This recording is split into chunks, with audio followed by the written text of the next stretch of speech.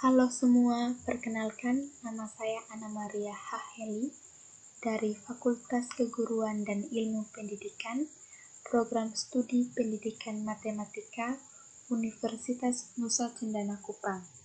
Pada kesempatan ini, saya akan membawakan sebuah materi tentang pendekatan, metode-metode, dan teknik pembelajaran. Sebelum kita masuk ke dalam materi, saya akan memperkenalkan setiap anggota dari kelompok saya. Yang pertama, Anna Maria Haheli, yaitu diri saya sendiri. Yang kedua, Lutwindiani Dedegansah. Yang ketiga, Novaldi Anin.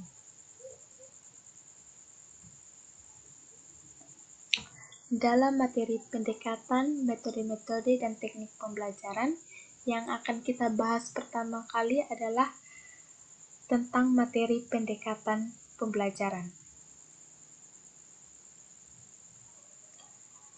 Sebelum kita mengetahui lebih jauh tentang pendekatan pembelajaran, pertama-tama kita harus mengetahui apa yang dimaksud dengan pendekatan pembelajaran. Pendekatan pembelajaran merupakan aktivitas guru dalam memilih kegiatan pembelajaran. Maksud dari pendekatan pembelajaran ini adalah kegiatan tersebut berupa apakah guru akan menjelaskan pengajaran materi bidang studi yang sudah tersusun dalam urutan tertentu atau menggunakan materi yang terkait satu dengan yang lainnya dalam tingkat ke dalam yang berbeda.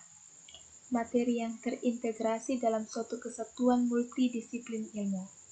Pendekatan pembelajaran ini sebagai penjelasan untuk mempermudah para guru dalam memberikan pelayanan belajar, sedangkan bagi siswa berguna untuk mempermudah memahami materi ajar yang disampaikan guru dengan memelihara suasana pembelajaran yang menyenangkan.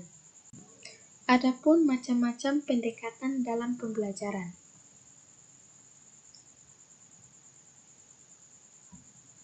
Yang pertama, pendekatan induktif. Pendekatan induktif pada awalnya dikemukakan oleh filosof Inggris Francis Bacon pada tahun 1561 yang menghendaki agar penarikan kesimpulan didasarkan atas fakta-fakta yang konkret sebanyak mungkin. Berpikir induktif ialah suatu proses berpikir yang berlangsung dari khusus menuju ke umum. Orang mencari ciri-ciri atau sifat-sifat tertentu dari berbagai fenomena, kemudian menarik kesimpulan bahwa ciri-ciri itu terdapat pada semua jenis fenomena.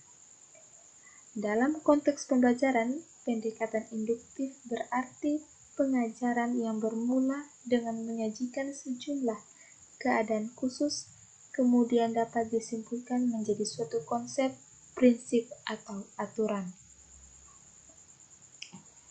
Yang kedua, pendekatan deduktif. Pendekatan deduktif merupakan cara menarik kesimpulan dari hal yang umum menjadi ke hal yang khusus. Dalam penalaran deduktif, tidak menerima generalisasi dari hasil observasi seperti yang diperoleh dari penalaran induktif. Dasar penalaran deduktif adalah kebenaran suatu pernyataan haruslah didasarkan pada pernyataan sebelumnya yang benar. Yang ketiga, pendekatan konstruktivisme. Konstruktivisme merupakan landasan kontekstual, yaitu pengetahuan dibangun sedikit demi sedikit yang hasilnya diperluas melalui konteks yang terbatas dan tidak dengan tiba-tiba. Pengetahuan bukanlah seperangkat fakta-fakta, konsep, atau kaidah yang siap untuk diambil dan diingat, tetapi manusia harus mengkonstruksi pengetahuan itu dan memberi makna melalui pengalaman nyata. Siswa perlu dibiasakan untuk memecahkan masalah, menemukan sesuatu yang berguna bagi dirinya, bergelut dengan ide-ide, yaitu siswa harus mengkonstruksi pengetahuan di benak mereka sendiri. Yang ketujuh, penilaian sebenarnya atau authentic assessment. Asesmen adalah proses pengumpulan berbagai data yang bisa memberikan gambaran perkembangan belajar siswa. Gambaran perkembangan belajar siswa perlu diketahui oleh guru agar bisa memastikan bahwa siswa mengalami proses pembelajaran dengan benar. Dalam pembelajaran matematika, terdapat implementasi pendekatan konstruktivisme meliputi 4 tahap. Yang pertama, apersepsi, di mana siswa didorong agar mengemukakan pengetahuan awalnya tentang konsep yang akan dibahas. Bila perlu, guru memancing dengan memberikan pertanyaan-pertanyaan problematik tentang fenomena yang sering ditemui sehari-hari dengan mengaitkan konsep yang akan dibahas. Siswa diberi kesempatan untuk mengkomunikasikan, mengilustrasikan pemahaman tentang konsep itu. Tahap yang kedua, eksplorasi, yaitu siswa diberi kesempatan untuk menyelidiki dan menemukan konsep pengumpulan, pengorganisasian, dan penginterpretasian data dalam suatu kegiatan yang telah dirancang guru. Kemudian secara berkelompok didiskusikan dengan kelompok lain. Secara keseluruhan, tahap ini akan memenuhi rasa keingintahuan siswa tentang fenomena alam di sekelilingnya. Tahap yang ketiga, diskusi dan penjelasan konsep, di mana saat siswa memberikan penjelasan dan solusi yang didasarkan pada hasil observasinya, ditambah dengan penguatan dari guru, maka siswa membangun pemahaman baru tentang konsep yang dipelajari. Hal ini menjadikan siswa tidak ragu-ragu lagi tentang konsepsinya. Serta tahap yang keempat itu pengembangan dan aplikasi, yaitu guru berusaha menciptakan iklim pembelajaran yang memungkinkan siswa dapat mengaplikasikan pemahaman konseptualnya, baik melalui kegiatan atau pemunculan dan pemecahan masalah-masalah yang berkaitan dengan isu-isu di lingkungannya. Yang keempat, pendekatan kontekstual. Pengetahuan bukan sesuatu yang telah jadi dan sempurna yang harus diberikan kepada siswa, melainkan dugaan-dugaan yang mungkin salah, bersifat sementara dan tak pernah sempurna. Salah satu pendekatan mengajar yang sesuai dengan pandangan ini adalah Contextual Teaching and Learning atau CTL. CTL merupakan pendekatan pembelajaran yang menghubungkan konsep dengan konteksnya sehingga siswa memperoleh sejumlah pengalaman belajar bermakna berupa pengetahuan dan keterampilan. Menggabungkan materi dengan pengalaman harian individu, masyarakat, dan pekerjaan yang melibatkan aktivitas. Pendekatan CTL memungkinkan siswa dilibatkan dalam pekerjaan-pekerjaan sekolah untuk meningkatkan kebermaknaan belajarnya. Adapun prinsip-prinsip yang mendasari CTL adalah yang pertama, konstruktivisme. Konstruktivisme merupakan landasan berpikir pendekatan kontekstual, yaitu pengetahuan dibangun sedikit demi sedikit yang hasilnya diperluas melalui kontekstual yang terbatas atau sempit dan tidak dengan tiba-tiba. Yang kedua, bertanya. Pengetahuan yang dimiliki seseorang selalu bermula dari bertanya, karena bertanya merupakan strategi utama dalam pembelajaran yang berbasis pendekatan kontekstual.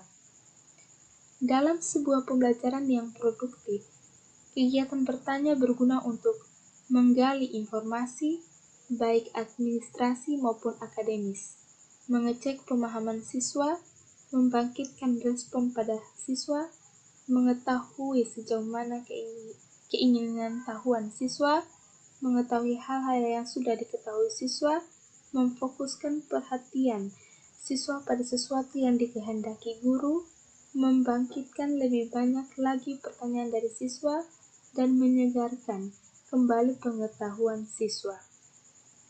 Yang ketiga, menemukan. Menemukan merupakan bagian inti dari kegiatan pembelajaran yang menggunakan pendekatan kontekstual. Pengetahuan dan keterampilan yang diperoleh siswa diharapkan bukan hanya mengingat seperangkat fakta-fakta, tetapi juga hasil dari menemukan sendiri. 4. Masyarakat belajar atau learning community. Konsep learning community menyarankan agar hasil pembelajaran diperoleh dari kerjasama dengan orang lain. Hasil belajar diperoleh dari sharing antar teman, antar kelompok, dan antar yang tahu ke belum yang tahu. Baik di ruang kelas ini, di sekitar sini, juga orang-orang yang berada di luar sana, dan mereka semua adalah anggota masyarakat yang sedang belajar.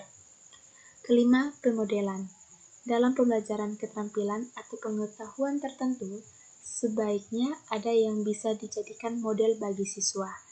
Proses pemodelan tidak harus dilakukan oleh guru saja, tetapi bisa juga guru menunjuk siswa yang dianggap mempunyai kemampuan lebih jika dibandingkan dengan siswa lainnya. Model yang dilakukan baik oleh guru maupun siswa memberi peluang yang besar bagi siswa lainnya untuk dapat mengerjakan sesuatu dengan baik. Dengan begitu, semua siswa mempunyai pengetahuan tentang bagaimana cara belajar atau mengerjakan sesuatu dengan baik dan benar. Yang keenam, refleksi. Refleksi adalah cara berpikir tentang apa yang baru dipelajari atau berpikir ke belakang tentang apa-apa yang sudah dilakukan dalam hal belajar di masa lalu. Siswa mengendapkan apa yang baru dipelajarinya sebagai suatu pengetahuan yang baru, yang merupakan pengayaan atau revisi dari pengetahuan sebelumnya. Refleksi merupakan respons terhadap kejadian, aktivitas, atau pengetahuan yang baru diterima. Apabila data yang dikumpulkan teridentifikasikan bahwa siswa mengalami kemacetan belajar, maka guru segera bisa mengambil tindakan yang tepat agar siswa terbebas dari kemacetan belajar. Karena gambaran tentang kemampuan belajar itu diperlukan di sepanjang proses pembelajaran, maka asesmen tidak dilakukannya di akhir periode seperti akhir semester. Kemampuan belajar dinilai dari proses, bukan melalui hasil dan dengan berbagai cara. Tes hanya salah satunya, itulah hakikat penilaian yang sebenarnya. Penilaian tidak hanya guru, tetapi bisa juga teman lain atau orang lain. Pendekatan pembelajaran yang berikutnya, pendekatan pemecahan masalah. Pemecahan masalah merupakan bagian dari kurikulum matematika yang sangat penting karena dalam proses pembelajaran walaupun penyelesaian, siswa dimungkinkan memperoleh pengalaman, menggunakan pengetahuan serta keterampilan yang sudah dimiliki untuk diterapkan pada pemecahan masalah yang bersifat tidak rutin.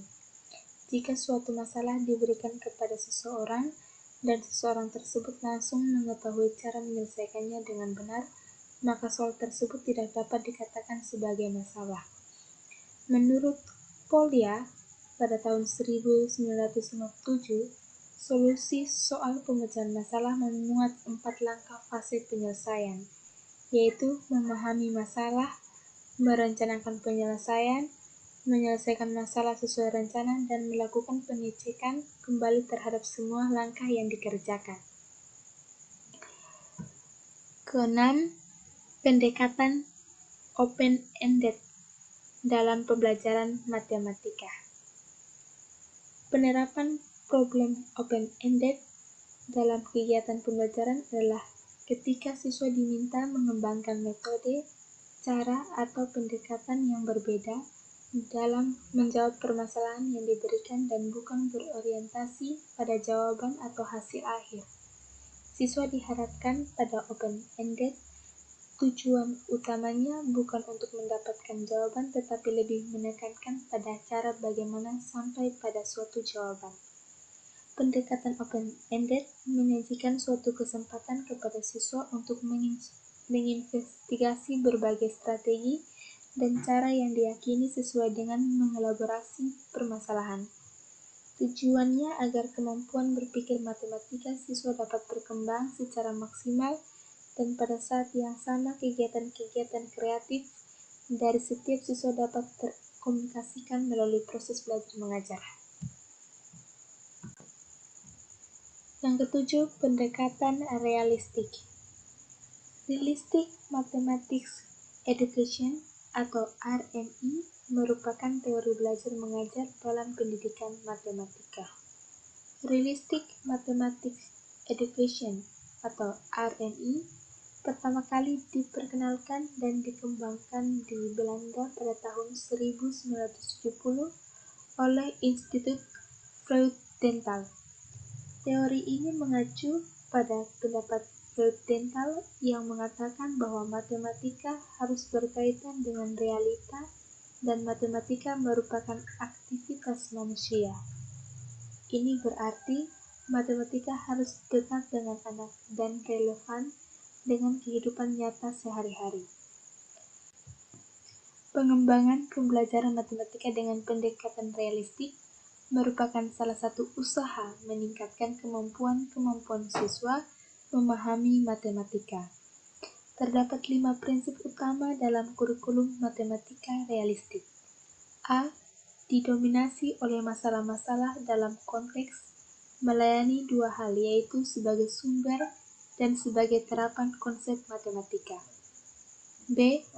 Perhatian diberikan pada pengembangan model-model, situasi, skema, dan simbol-simbol. C. Sumbangan dari para siswa, sehingga siswa dapat membuat pembelajaran menjadi konstruktif dan produktif.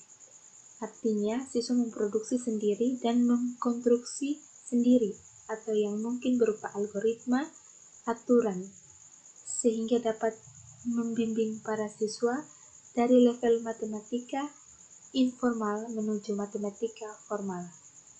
D. Interaktif sebagai karakteristik dari proses pembelajaran matematika. E. Intertwining atau membuat jalinan antar topik atau antar pokok bahasan atau antar strain.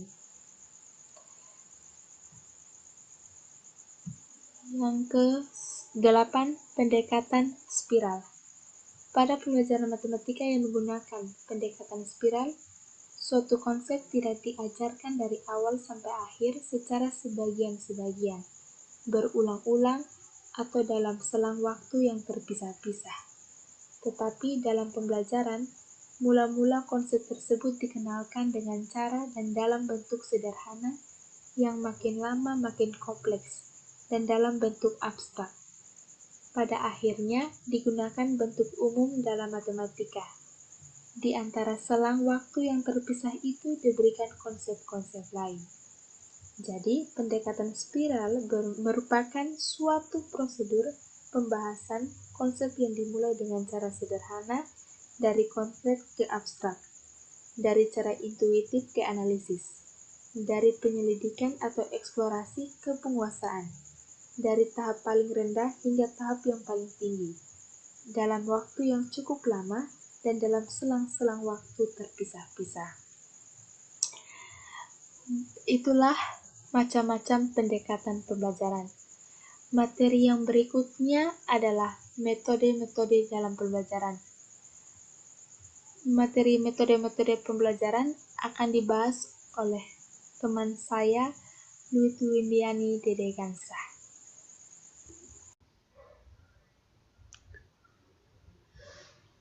Perkenalkan, saya Lutwindiani Dedegansa. Di sini saya akan melanjutkan materi yang dibawakan oleh Anna Maria Haheli tentang pendekatan pembelajaran. Di sini saya akan mempresentasikan tentang metode-metode pembelajaran.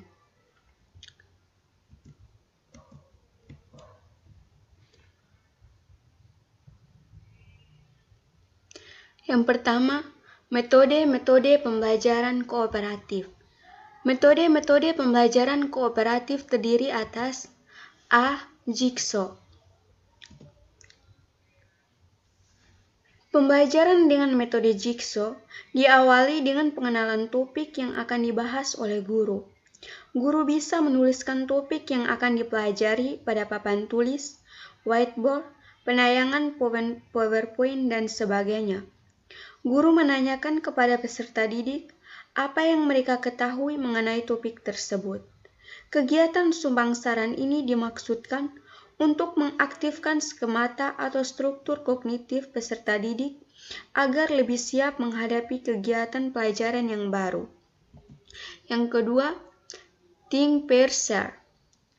Seperti namanya thinking, pembelajaran ini diawali dengan guru mengajukan pertanyaan atau isu terkait dengan pelajaran untuk dipikirkan oleh peserta didik.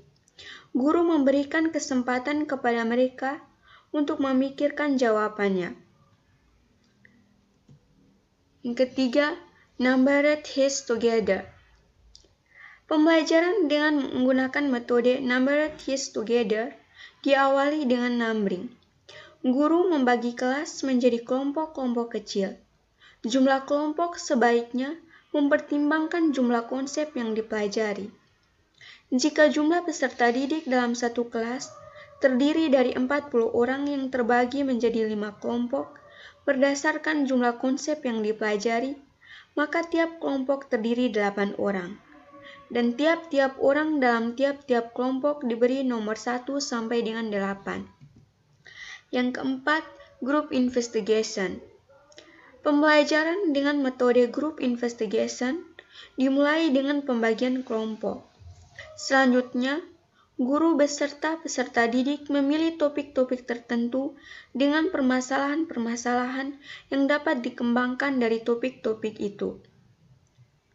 Sesudah topik beserta permasalahannya disepakati, peserta didik beserta guru menentukan metode penelitian yang dikembangkan untuk memecahkan masalah. Yang kelima, to stay to try. Metode 2 tinggal 2 tamu. Pembelajaran dengan metode ini diawali dengan pembagian kelompok. Setelah kelompok terbentuk, guru memberikan tugas berupa permasalahan-permasalahan yang harus mereka diskusikan jawabannya. Yang keenam, make a match. Hal-hal yang perlu dipersiapkan jika pembelajaran dikembangkan dengan make a match adalah kartu-kartu. Kartu-kartu tersebut terdiri dari kartu berisi pertanyaan-pertanyaan dan kartu-kartu lainnya berisi jawaban dari pertanyaan-pertanyaan tersebut. Yang ketujuh, listening team. Pembelajaran dengan metode listening team diawali dengan pemaparan materi pembelajaran oleh guru. Selanjutnya, guru membagi kelas menjadi kelompok-kelompok. Setiap kelompok mempunyai peran masing-masing. Misalnya, 40 orang dalam satu kelas dibagi menjadi 4 kelompok.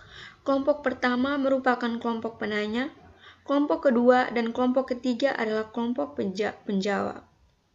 Kelompok kedua merupakan kumpulan orang-orang yang menjawab berdasarkan perspektif tertentu. Sementara kelompok ketiga adalah kumpulan orang-orang yang menjawab dan perspektif yang berbeda dengan kelompok yang kedua. Perbedaan ini diharapkan memunculkan diskusi yang aktif yang ditandai oleh adanya proses dialektika berpikir sehingga mereka dapat menemukan pengetahuan struktural. Kelompok keempat adalah kelompok yang bertugas mereview dan membuat kesimpulan dari hasil diskusi. Yang kedelapan, inside-outside circle. Pembelajaran dengan metode ini diawali dengan pembentukan kelompok. Jika kelas terdiri dari 40 orang, bagilah menjadi 2 kelompok besar. Tiap-tiap kelompok besar terdiri dari 2 kelompok lingkaran dalam dengan jumlah anggota 10 dan kelompok lingkaran luar terdiri dari 10 orang. Aturlah sedemikian rupa pada masing-masing kelompok besar, yaitu anggota kelompok lingkaran dalam berdiri melingkar menghadap keluar dan anggota kelompok lingkaran luar berdiri menghadap ke dalam. Dengan demikian, antara anggota lingkaran dalam dan luar saling berpasangan dan berhadap-hadapan. Berikan tugas pada tiap-tiap pasangan yang berhadap-hadapan itu. Yang kesembilan, bambu dancing. Pembelajaran dengan metode bambu dancing serupa dengan metode inside-outside circle. Pembelajaran diawali dengan pengenalan topik oleh guru.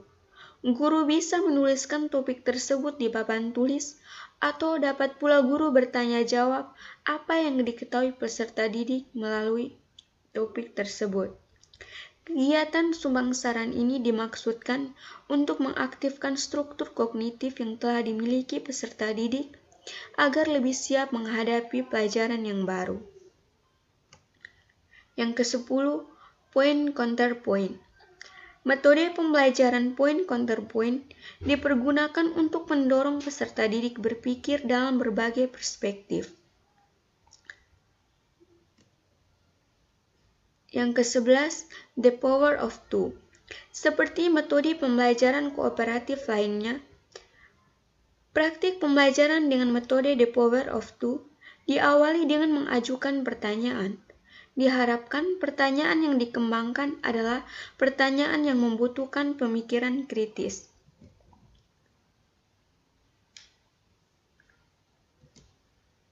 Yang kedua, yaitu metode-metode pendukung pengembangan pembelajaran kooperatif.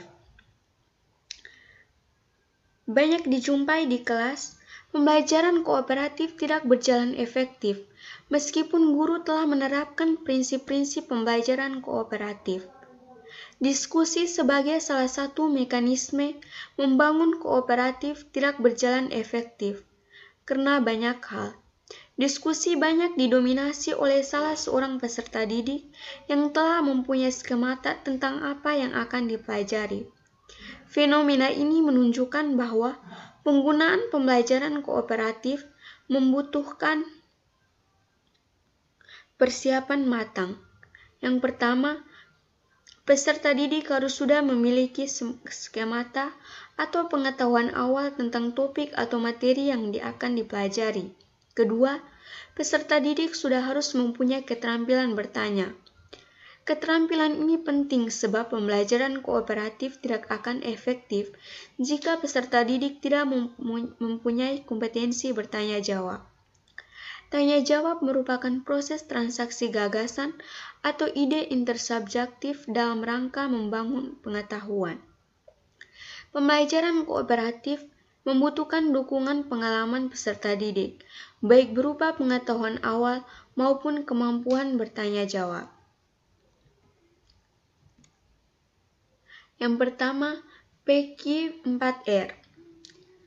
Pengalaman awal bisa dibangun melalui aktivitas membaca. Salah satu metode yang dapat dikembangkan agar membaca efektif adalah PQ4R. Yang pertama, kegiatan ini diawali dengan P yang berarti preview. Fokus preview adalah peserta didik menemukan ide-ide pokok yang dikembangkan dalam bahan bacaan. Yang kedua, langkah berikutnya adalah Q, yang berarti question atau bertanya.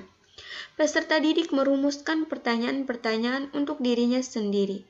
Pertanyaan dapat dikembangkan dari yang sederhana menuju pertanyaan yang kompleks. Yang berikutnya adalah read atau membaca. Pada tahap ini, peserta didik diarahkan mencari jawaban terhadap semua pertanyaan-pertanyaan yang telah dirumuskan. Yang berikutnya adalah refleksi atau reflect. Selama membaca, mereka tidak hanya cukup mengingat atau menghafal, namun terpenting adalah mereka berdialog dengan apa yang dibacanya. Yang berikutnya adalah recite adalah rangka berikutnya. Pada tahap ini, peserta didik diminta merenungkan kembali informasi yang telah dipelajari. Terpenting dalam membawakan kembali apa yang telah dibaca dan dipahami oleh peserta didik adalah mereka mampu merumuskan konsep-konsep, menjelaskan hubungan antar konsep tersebut, dan mengartikulasikan pokok-pokok penting yang telah dibacanya dengan redaksinya sendiri. Langkah yang berikutnya adalah review. Terpenting pada tahap ini adalah peserta didik mampu merumuskan kesimpulan sebagai jawaban dari pertanyaan-pertanyaan yang telah diajukannya. Yang kedua, guided note-taking. Metode pembelajaran lain yang dapat dikembangkan untuk membangun stok knowledge peserta didik adalah metode catatan terbimbing. Metode catatan terbimbing dikembangkan agar metode ceramah yang dibawakan guru mendapatkan perhatian siswa. C. Snowball drilling. Metode snowball drilling dikembangkan untuk menguatkan pengetahuan yang diperoleh peserta didik dari membaca bahan-bahan bacaan. Dalam penerapan metode snowball drilling, peran guru adalah mempersiapkan paket soal-soal pilihan ganda dan menggelindingkan bola salju berupa soal dengan cara menunjuk atau mengundi untuk mendapatkan seorang peserta didik yang akan menjawab soal. Yang kedua, konsep mapping. Cara lain untuk menguatkan pengetahuan dan pemahaman peserta didik terhadap bahan-bahan yang telah dibacanya adalah metode pembelajaran peta konsep.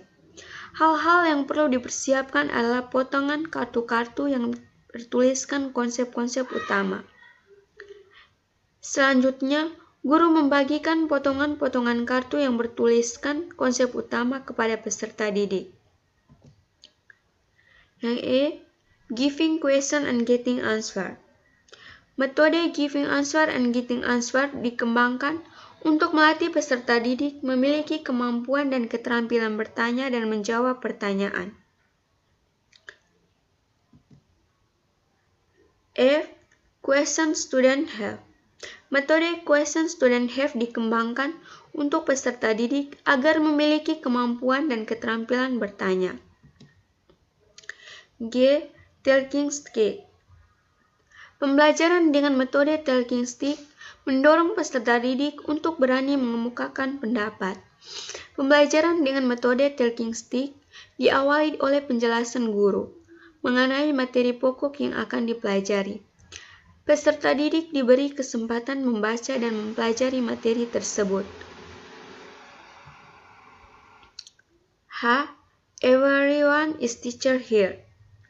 Metode setiap orang adalah guru merupakan cara tepat untuk mendapatkan partisipasi kelas secara keseluruhan maupun individual. Metode ini memberikan kesempatan kepada setiap siswa untuk berperan sebagai guru bagi kawan-kawannya. I, tebak pelajaran. Metode tebak pelajaran dikembangkan untuk menarik perhatian siswa selama mengikuti pembelajaran. Langkah-langkah pembelajarannya adalah: yang pertama, tulislah atau tayangkan melalui LCD subject matter dari pelajaran yang akan disampaikan. B, mintalah kepada siswa untuk menuliskan kata-kata kunci apa saja yang diprediksikan muncul dari materi pelajaran yang akan disampaikan oleh guru. Yang C, sampaikan materi pembelajaran secara interaktif. D, selama proses pembelajaran, siswa diminta untuk menandai hasil prediksi mereka yang sesuai dengan materi yang disampaikan guru. E, di akhir pelajaran, tanyakan berapa jumlah tebakan mereka yang benar. Yang ketiga, metode-metode pembelajaran aktif. Di bawah ini adalah metode-metode pembelajaran aktif untuk mengarahkan atensi peserta didik terhadap materi yang dipelajarinya. Yang pertama, learning start with a question. Langkah-langkah metode pembelajarannya adalah: pilihlah bagian bacaan yang sesuai, kemudian bagikan kepada siswa. Dalam hal ini, bacaan tidak harus difotokopi. Kemudian, mintalah kepada siswa untuk mempelajari bacaan secara sendirian atau dengan teman. Kemudian, kumpulkan pertanyaan-pertanyaan yang telah ditulis oleh siswa.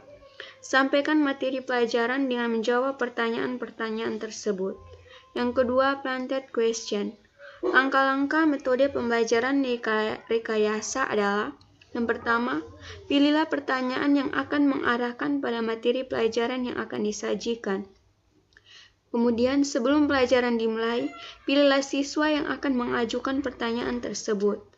Sekarang, bukalah forum untuk pertanyaan baru. Yang ketiga, tim quiz. Langkah-langkah metode tim quiz adalah: yang pertama, pilihlah topik yang dapat disampaikan dalam 3 bagian. Kemudian, bagilah siswa menjadi 3 kelompok. Sampaikanlah kepada siswa format penyampaian pelajaran, kemudian mulai penyampaian materi. Setelah penyampaian materi dan setiap kelompok menyiapkan pertanyaan-pertanyaan yang berkaitan dengan materi. Jika tanya jawab selesai, lanjutkan pelajaran kedua dan seterusnya. Akhiri pelajaran dengan menyimpulkan tanya jawab dan jelaskan sekiranya ada pemahaman siswa yang keliru. Yang keempat, modeling the way. Langkah-langkah metode modeling the way adalah: setelah pembelajaran satu topik tertentu, carilah topik-topik yang menuntut siswa untuk mencoba atau mempraktekkan keterampilan yang baru diterangkan. Bagilah siswa ke dalam beberapa kelompok kecil sesuai dengan jumlah mereka. Berikan kepada siswa waktu 10-15 menit untuk menciptakan skenario kerja. Beri waktu 5-7 menit untuk berlatih. Secara bergiliran, tiap kelompok diminta mendemonstrasikan kerja masing-masing. Guru memberi penjelasan secukupnya untuk mengklarifikasi. Yang kelima, silent demonstration. Langkah-langkah metode pembelajaran demonstrasi bisu adalah: tentukan prosedur atau langkah-langkah yang akan diajarkan kepada siswa. Mintalah kepada siswa untuk memperhatikan Anda mengerjakan prosedur tertentu. Kemudian minta beberapa orang untuk menjelaskan apa yang dilakukan guru. Akhiri dengan memberi tantangan kepada siswa untuk melakukan prosedur dari awal sampai akhir. Yang keenam, praktik rehearsal pairs. Langkah-langkahnya adalah: pilih salah satu keterampilan yang akan dipelajari siswa. Bentuklah pasangan-pasangan. Orang yang bertugas sebagai penjelas menjelaskan secara rinci cara mengerjakan keterampilan yang telah ditentukan. Pasangan bertukar peran. Proses diteruskan sampai keterampilan atau prosedur dapat dikuasai. Yang ketujuh, reflektif. Langkah-langkah metode pembelajaran ini adalah: guru mempersiapkan konsep-konsep dasar yang akan dibelajarkan kepada siswa. Guru mempersiapkan hal-hal yang akan direfleksikan oleh siswa. Siswa diminta menceritakan atau mendeskripsikan hal-hal yang pernah dialami. Kemudian siswa diminta untuk merumuskan definisi atau konsep yang telah ditemukan. H. Bermain jawaban. Hal-hal yang harus dipersiapkan dalam menggunakan metode pembelajaran jawaban adalah: buatlah sejumlah pertanyaan yang memerlukan jawaban yang ringkas, tulislah sejumlah kemungkinan jawaban, kemudian kelompokkan jawaban-jawaban yang dibuat. Setelah itu, mulailah permainan dengan meminta salah satu anggota kelompok untuk membacakan satu pertanyaan. Guru memberi klarifikasi jawaban atau menambahkan penjelasan yang bersumber pada materi yang ada dalam permainan tadi. 9. Grup resume.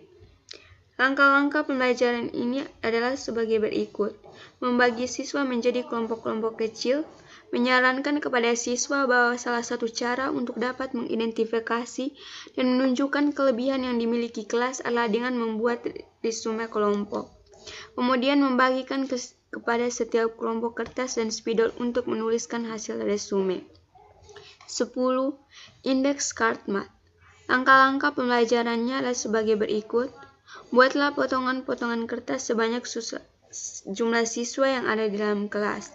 Kemudian, bagilah kertas-kertas tersebut menjadi 2 bagian yang sama. Kemudian, mintalah kepada siswa untuk menemukan pasangan mereka. Akhiri proses ini dengan membuat klarifikasi dan kesimpulan.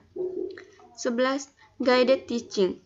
Langkah-langkah pembelajaran panduan mengajar adalah: yang pertama, sampaikan beberapa pertanyaan kepada siswa. Kemudian sampaikan poin-poin utama dari materi Anda dengan ceramah yang interaktif. Mintalah kepada siswa untuk membandingkan jawaban mereka dengan poin-poin yang telah disampaikan. 12. The Learning Cell. Metode sel belajar pertama kali dikembangkan oleh Goldsmith dari Swiss Federal Institute of Technology di Lausanne.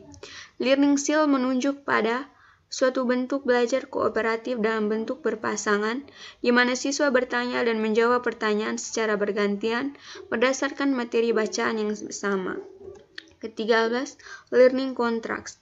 Kontrak belajar adalah salah satu metode yang dikembangkan guru untuk mengidentifikasi berbagai kebutuhan siswa dalam pembelajaran dan aktivitas-aktivitas yang hendak dikerjakan siswa untuk memenuhi kebutuhan tersebut. Yang ke-14, Learning Journal. Metode learning journal dipergunakan untuk memantau learning strategis yang telah dibuat oleh peserta didik dalam kontrak belajarnya. Yang ke-15, example non-example. Langkah-langkahnya adalah guru mempersiapkan gambar-gambar dengan tujuan pembelajaran, kemudian guru menempelkan gambar di papan atau ditayangkan melalui OHP. Kemudian, mulai dari komentar atau hasil diskusi siswa, guru menjelaskan materi sesuai dengan tujuan yang ingin dicapai, kemudian membuat kesimpulan. 16. Picture and picture. Langkah-langkahnya adalah guru menyampaikan kompetensi yang ingin dicapai, kemudian guru menyajikan materi sebagai pengantar. Guru mulai menanamkan konsep atau materi sesuai dengan kompetensi yang ingin dicapai. Yang ke-17, kooperatif script. Skrip kooperatif merupakan metode belajar di mana siswa bekerja berpasangan dan bergantian secara lisan, mengikhtisarkan bagian-bagian dari materi yang dipelajari. Yang ke-18, artikulasi. Langkah-langkahnya adalah yang pertama, guru menyampaikan kompetensi yang ingin dicapai, guru menyajikan materi sebagaimana biasa, kemudian guru membentuk kelompok berpasangan 2 orang. Kemudian menugaskan siswa secara bergiliran atau diacak menyampaikan hasil wawancaranya dengan teman pasangannya. Guru menjelaskan kembali materi yang sekiranya belum dipahami siswa, kemudian membuat kesimpulan atau penutup. 19. Novel drawing. Langkah-langkahnya adalah guru menyampaikan materi yang disajikan, kemudian membentuk kelompok dan masing-masing ketua kelompok untuk memberikan penjelasan tentang materi. Kemudian ketua kelompok menjelaskan kembali materi yang disampaikan oleh guru dan temannya. Kemudian memberikan kesempatan kepada siswa untuk menjawab pertanyaan tertulis dalam kertas berbentuk bola tersebut secara bergantian. Yang ke-20, student facilitator and explaining.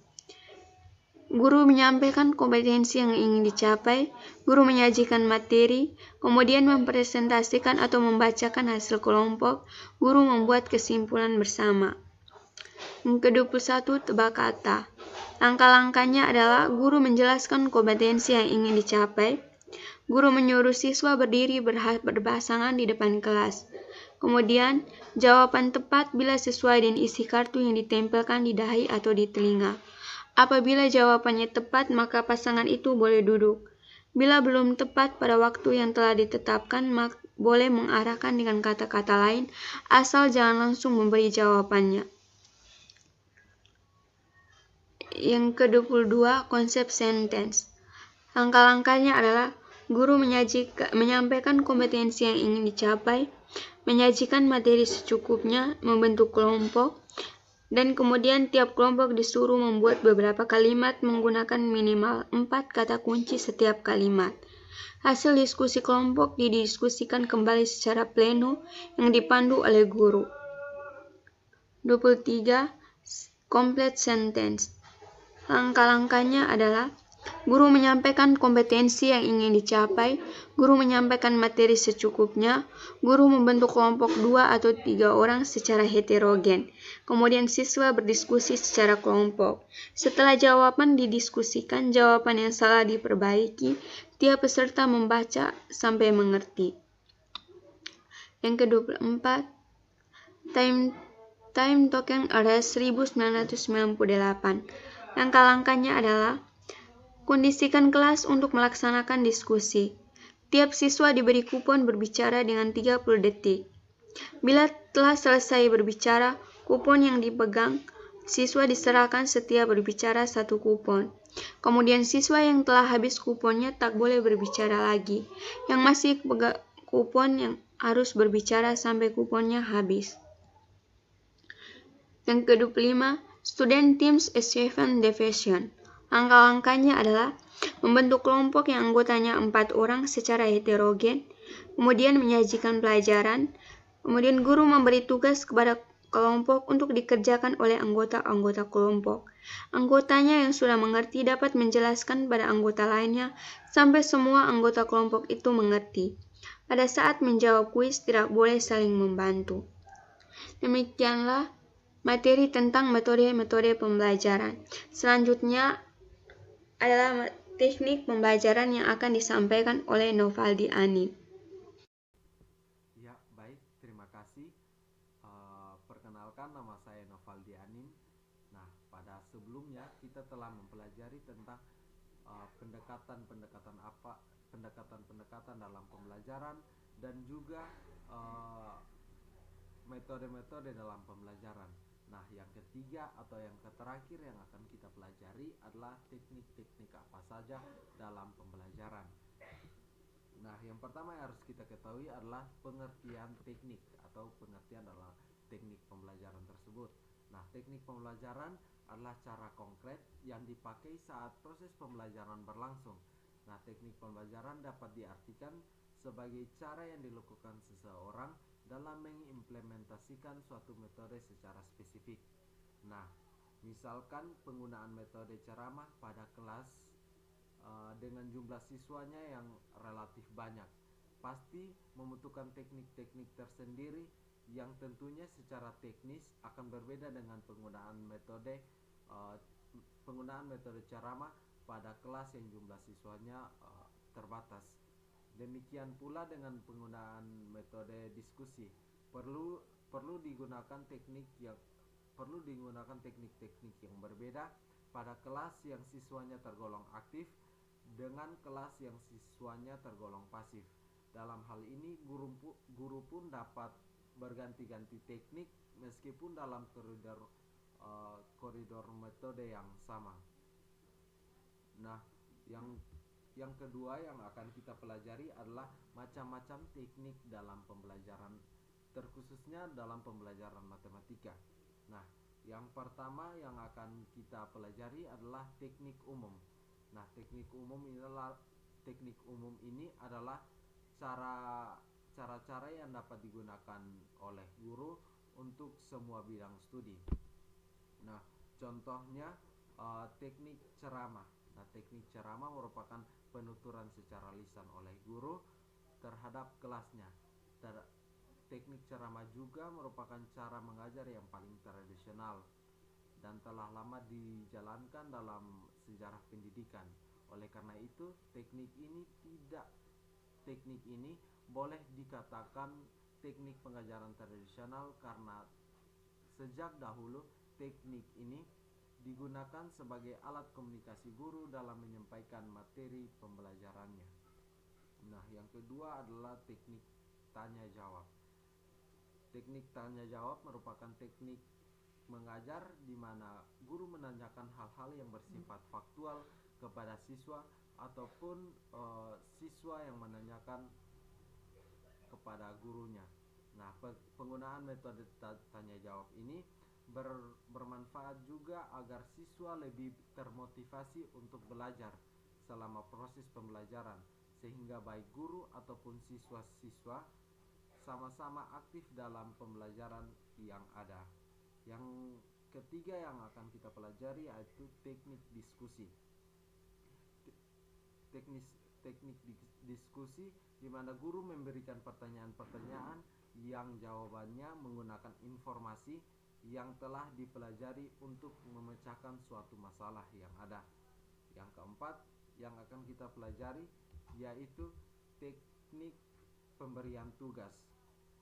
Nah, dengan metode ini guru memberikan tugas dan siswa mempelajari kemudian melaporkan hasilnya. Nah, yang kelima adalah teknik latihan. Teknik latihan merupakan cara mengajar dengan memberikan latihan-latihan terhadap apa yang dipelajari. Nah, contohnya dalam perkuliahan itu sebelum memulai ataupun sesudah perkuliahan itu dosen biasanya memberikan kuis di mana untuk mengetahui apakah mahasiswanya sudah mengerti atau belum dalam perkuliahan yang sudah dijalankan. Yang berikut yang akan kita bahas yaitu teknik kerja kelompok. Nah, teknik kerja kelompok merupakan suatu cara mengajar di mana siswa di dalam kelas dibagi menjadi beberapa kelompok lalu diberi tugas untuk mempelajari sesuatu kepada kelompok-kelompok yang sudah ditentukan dalam rangka mencapai tujuan pembelajaran yang sudah ditetapkan. Nah, yang terakhir yang akan kita bahas dalam teknik umum ini yaitu teknik demonstrasi. Nah, teknik demonstrasi adalah cara penyajian pembelajaran dengan memperagakan atau mempertunjukkan kepada peserta didik suatu proses situasi atau benda tertentu yang sedang dipelajari, baik dalam bentuk sebenarnya maupun dalam bentuk tiruan yang dipertunjukkan oleh guru dalam topik pembahasan. Nah, yang pertama yang kita pelajari yaitu teknik umum kan. Nah, yang kedua yang akan kita pelajari adalah teknik khusus. Nah, teknik khusus adalah cara mengajar, menyajikan atau memantapkan bahan-bahan pelajaran bidang studi tertentu. Sebagai contoh, teknik pengajaran keterampilan berbahasa terdiri atas teknik pembelajaran membaca, teknik pembelajaran menulis, teknik pembelajaran berbicara, teknik pembelajaran menyimak, teknik pembelajaran tata bahasa, dan juga teknik pembelajaran kosakata. Nah, pembelajaran membaca terbagi pula atas teknik pembelajaran membaca permulaan, teknik pembelajaran membaca lanjut, dan teknik pembelajaran membaca lanjut. Nah, masing-masing terdiri pula atas banyak macam. Begitulah teknik khusus. Itu banyak sekali macamnya karena teknik khusus itu berhubungan dengan rincian bahan pembelajaran. Ya, sekian dari hasil presentasi kelompok kami. Terima kasih dan salam sehat dari kami kelompok 13.